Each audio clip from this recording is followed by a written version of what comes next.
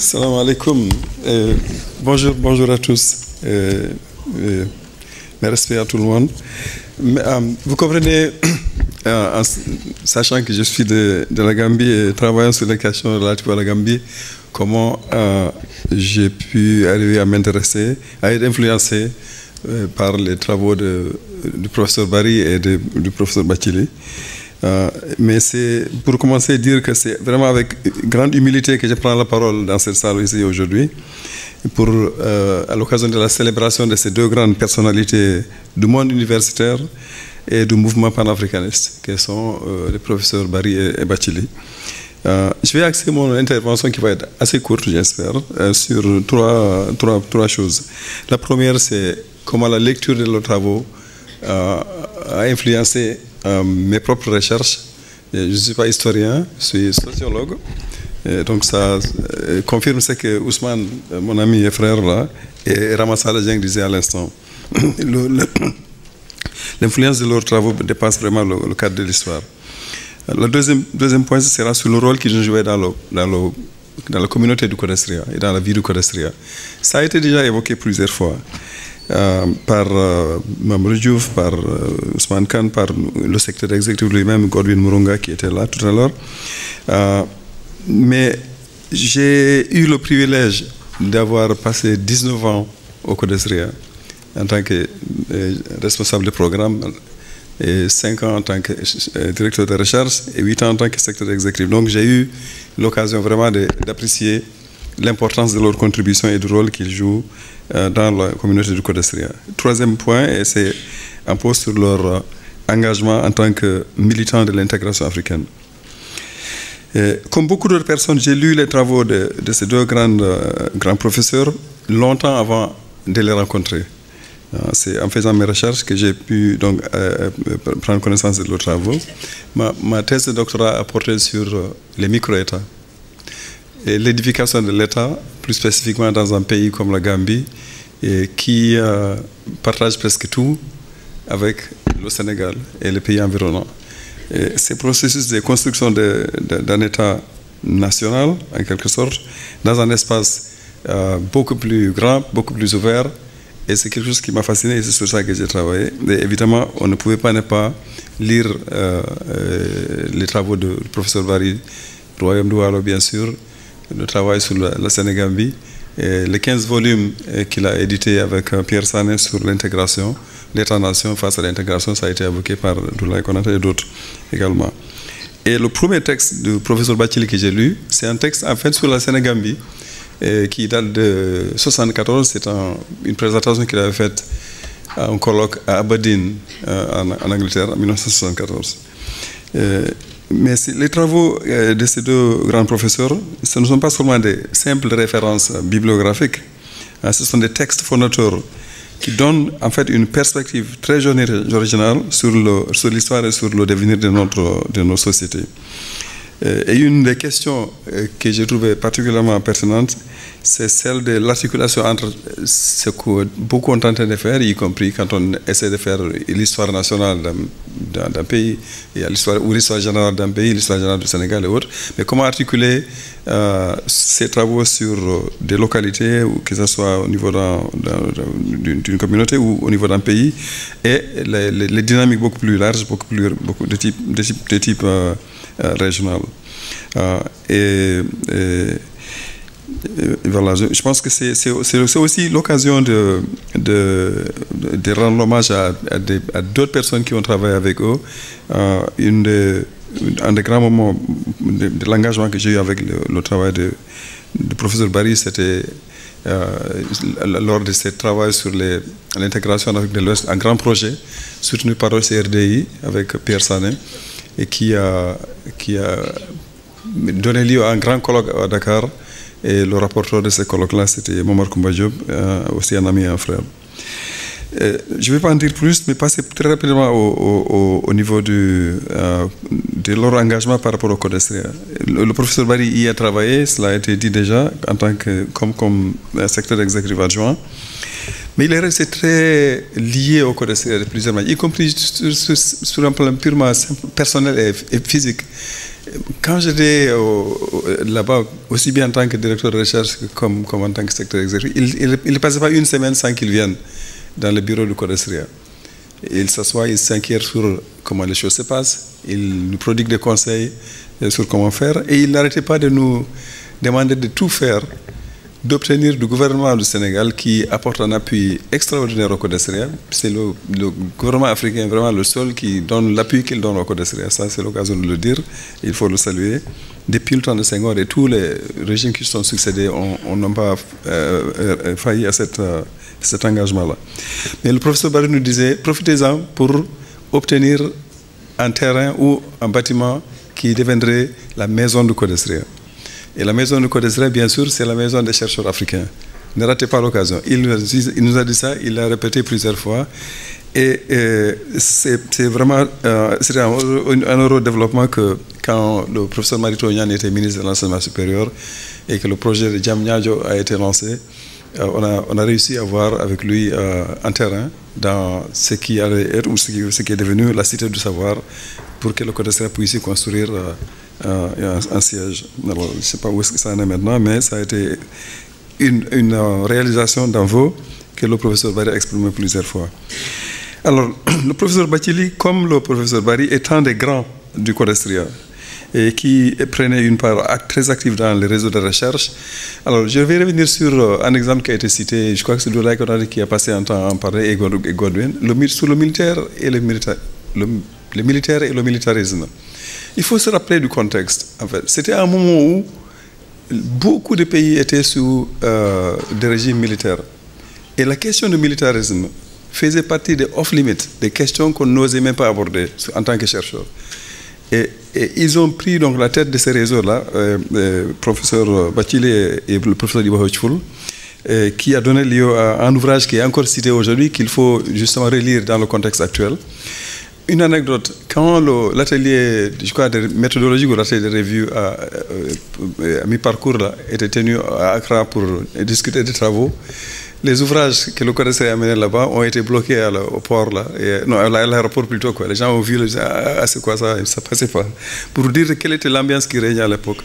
Et je pense que cette situation, il y a beaucoup de pays d'Afrique aujourd'hui, c'est exactement la même chose. Il y a des pays où on n'ose même pas prononcer certains mots, et encore aujourd'hui. Donc pour se dire qu'en fait, le courage et le caractère pionnier de cette recherche-là. Et le professeur Bathily a été présent dans tous les forums, plusieurs fois donné la leçon inaugurale dans des rencontres internationales du codestria et d'autres. Et pas seulement le codestria, quand je me suis retrouvé à Trust Africa, là où je suis actuellement, j'ai eu le même rapport et le même engagement. Je termine sur leur militantisme sur le plan de l'intégration régionale. Et Alioune Sall Parlement disait dans cette même salle, je crois qu'il y a à peu près 8 ans, du professeur Bathily, que c'est un pèlerin de l'intégration africaine. C'était à l'occasion d'une démarche, justement. On a raté quelque chose en ne faisant pas de lui le secrétaire général ou le président de la Commission de l'Union africaine. Parce que c'était de ça qu'il s'agissait à l'époque. Il avait eu l'appui de tous les panafricanistes. Mais donc, ce sont deux personnes qui, par leur recherche et par leur militantisme et par leur engagement, et sont des militants panafricanistes pour l'intégration. Ils ont lutté pour l'intégration du continent africain. Et ils ont, donc, j'ai cité les 15 volumes du professeur Barry. Mais il faut aussi dire qu'ils sont non seulement lus un peu partout en Afrique, mais ils jouissent d'un respect énorme dans la communauté des chercheurs au niveau du continent.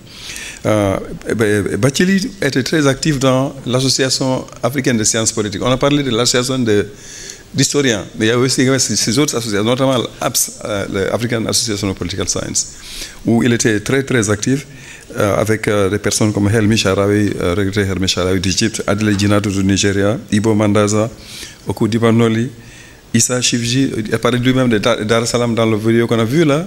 Donc il était chez lui et partout dans ce continent-là. Et partout où il va, c'est des personnes qui ont qu'on appelle name recognition. On les connaît par leurs travaux, on les connaît par leur engagement dans les travaux de la communauté. Et ils ont été les mentors de plusieurs générations de panafricanistes et de militants. Je ne parle même pas des mentors au niveau du milieu universitaire, ça on le sait. C'est leurs étudiants qui ont organisé ce colloque et qui sont en train d'être enseignés dans beaucoup d'universités aujourd'hui. Mais il faut aussi savoir que cette connaissance et reconnaissance au niveau du continent, en fait, commence depuis très très longtemps. Le professeur Bathily a fait sa thèse en Angleterre. Et pendant qu'il faisait sa thèse, il côtoyait donc tous ces grandes personnes-là qui sont devenues des grands panafricanistes, les Olukoshi, les Tadjidine Abdourahim, Kayode Fayemi, qui a été gouverneur au Nigeria et ministre au Nigeria aujourd'hui, et tous les militants comme les Chris Atim et les autres au niveau du Ghana. Et il y avait des forums et des revues qu'ils avaient lancées. Journal of African Marxists, c'est le cas de le dire, c'était l'une des revues qui après a été continuée au niveau de l'Afrique du Sud. Mais il y a également Africa World Review. Et toutes ces revues étaient lancées et il était au cœur de tout ça.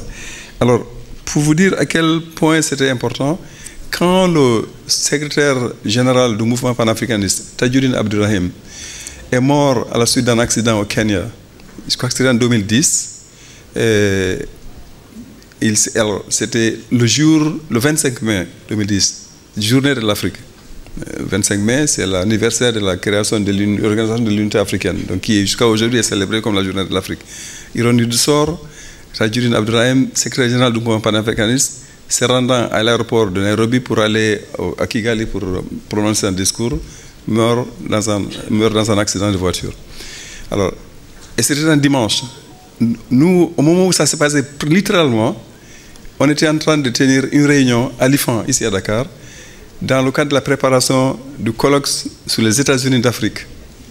Le comité scientifique s'est réuni à l'IFAN, souvent c'était les dimanches soirs, entre 18h et 20h, présidé par Cheikh Tidiane Gadio qui était là ce matin.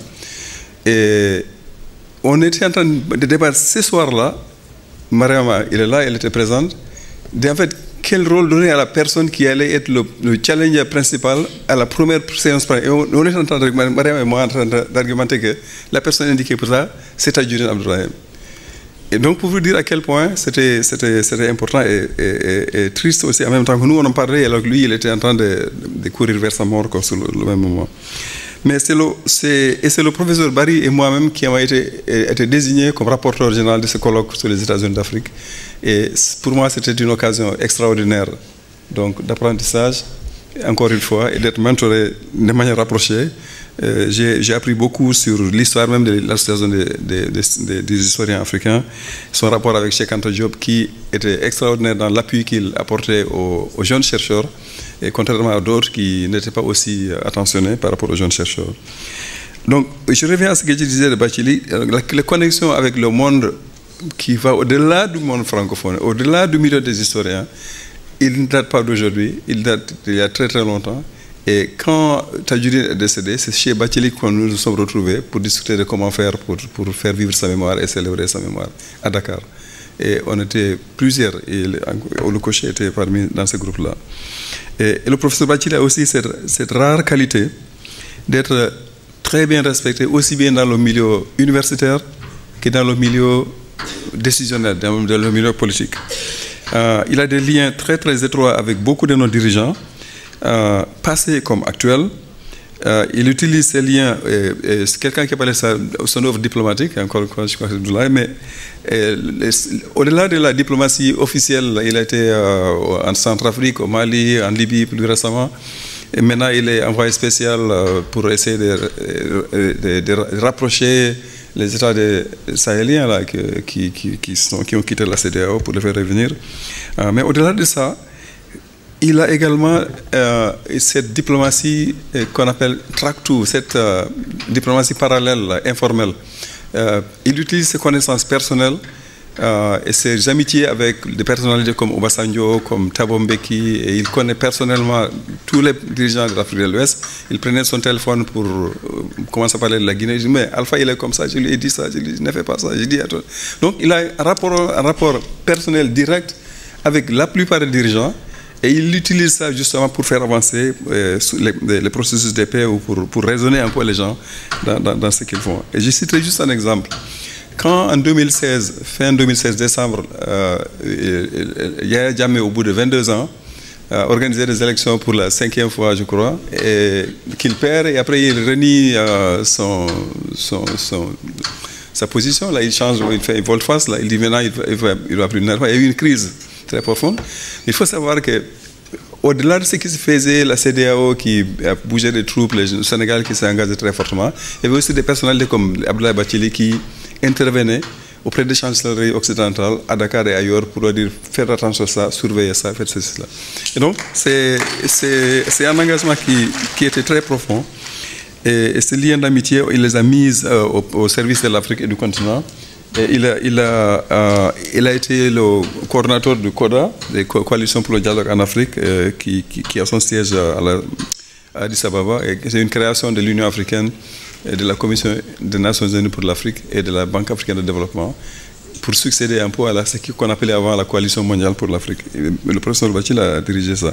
Alors, personnellement, et je vais terminer sur ça, je leur dois beaucoup pour les conseils, pour l'accompagnement, pour le soutien et pour leur disponibilité. On ne l'a jamais sollicité pour quelque chose, que ce soit quand j'étais au Codasria ou à Trust Africa, et qu'ils donnent une réponse négative, et tant que c'est possible. S'ils ne sont pas disponibles, ils ne sont pas dans le pays, mais c'est des gens dont la disponibilité, j'avais souvent même un sentiment de culpabilité pour dire qu'on en abuse un peu, parce qu'ils sont extrêmement disponibles et extrêmement généreux avec leur temps, avec leur connaissance, avec leur savoir, et avec leurs ressources également. Et ils font, mais au-delà de ma modeste personnalité, c'est pas ça qui est important. Je crois que ce qui est important, c'est la démonstration qu'ils font que, en fait, aujourd'hui, notre identité d'Africain devrait être l'identité principale. L'intégration de l'Afrique est un impératif pour nous. Et c'est cette conviction qui les amène à n'épargner aucun effort, aucune once d'énergie, en accompagnant les jeunes, en accompagnant les moins jeunes, en intervenant pour faire ramener la paix, pour raisonner les gens qui tendent à prendre des positions qui ne sont pas du tout bonnes pour notre continent. Donc, on ne peut que leur souhaiter une très très longue vie, prier pour que Dieu les laisse en vie et pour qu'ils continuent à faire ce travail extraordinaire qu'ils font pendant encore très très longtemps et qu'on puisse bénéficier de leur savoir et de leur appui. Merci beaucoup pour votre attention.